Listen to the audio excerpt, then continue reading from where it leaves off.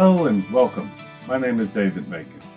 Today's title is, Why Did the Disciples Believe Jesus was the Messiah?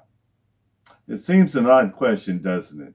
But the other day, while reviewing my journal of 12 years there at Chick-fil-A, I came across a single entry that simply said, Psalm 8:2 makes no sense. So right there in the middle of Chick-fil-A, where I had the table covered with my notes and my pads and my journal, I drug out my Bible to look it up. And it said, reference Matthew 21:16. You can see those verses below. The point is, Psalm 8:2 was a prophecy. That got me thinking, why exactly did the disciples follow Jesus?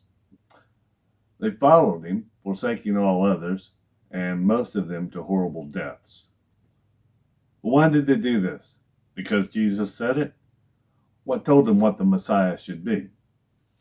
There are hundreds of prophetic verses in the Old Testament describing what the Messiah must be. Jesus met these criteria. There's a famous examination that said for a man in a single lifetime to meet only 48 of these, the odds were 1 in 10 to the 157th power. That's a 1 with 157 zeros written behind it. The disciples didn't know all of this, of course. They only know what the Torah taught them and what the rabbis' teachings were. But what if Jesus was just a good moral teacher? Well, C.S. Lewis talks about this in his book, Mere Christianity.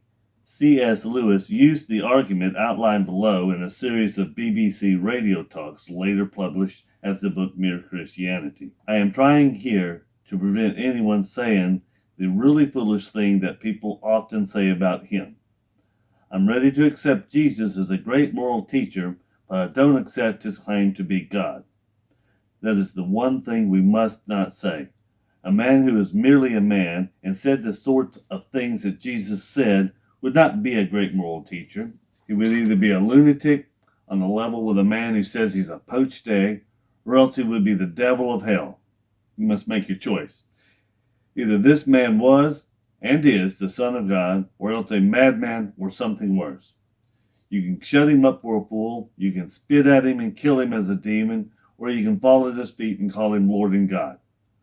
But let us not come with any patronizing nonsense about him being a great human teacher. He has not left that open to us. He did not intend to.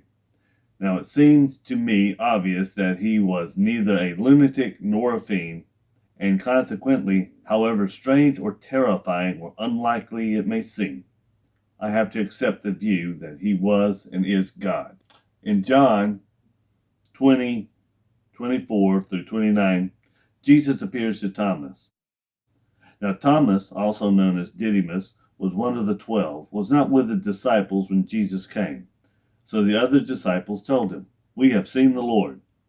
But he said to them, Unless I see the nail mark in his hands, and put my finger where the nails were, and put my hand into his side, I will not believe. A week later, his disciples were in the house again, and Thomas was with him. Though the doors were locked, Jesus came and stood among them and said, Peace be with you. Then he said to Thomas, Put your finger here. See my hands? Reach out your hand and put it into my side. Stop doubting and believe.